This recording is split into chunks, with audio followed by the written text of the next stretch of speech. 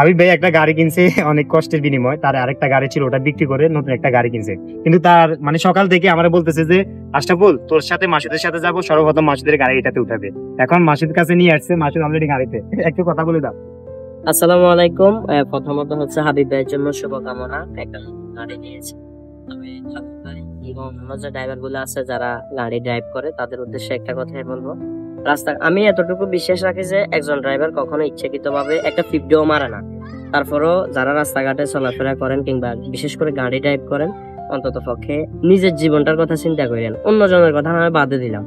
আল্লাহ না করে অনাকাঙ্ক্ষিত ভাবে কোনো একটা ঘটনা যদি ঘটে যায়, প্রথমত আপনার নিজের জীবনের প্রতি একটা হুমকি চলে আসবে। ধরেন কোনো কারণে একটা মানুষ আপনার গাড়ি চাপা পড়ে অনাকাঙ্ক্ষিত ভাবে প্রাণ হারাইলো, তো দেখা গেছে ওটার কারণে হয়তো আপনি বেঁচে গেলেন, কিন্তু পরবর্তীতে আপনাকে জেলের ভাত খাইতে হবে বা এরকম আইনি অনেক জটিলতায় পড়তে হবে। তো এই সমস্ত বিষয়গুলো মাথায় রেখে অন্তত পক্ষে গাড়ি ড্রাইভ করবেন।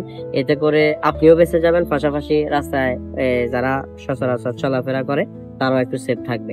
আর রাস্তায় যারা চলাচল করেন তাদের উদ্দেশ্যে একটাই কথা, আমি প্রায় সময় খেয়াল করি ওভারব্রিজ থাকা অবস্থায়ও মানুষ রাস্তার নিচ দিয়ে হাঁটাচলা করে। এই জিনিসটা কোনোভাবে উচিত না।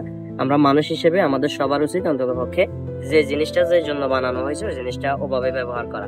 সবাই ওভারব্রিজ ব্যবহার করার চেষ্টা করবেন। ধন্যবাদ সবাইকে। হাবিব ভাইয়ের জন্য শুভকামনা রইল। আসসালামু আলাইকুম।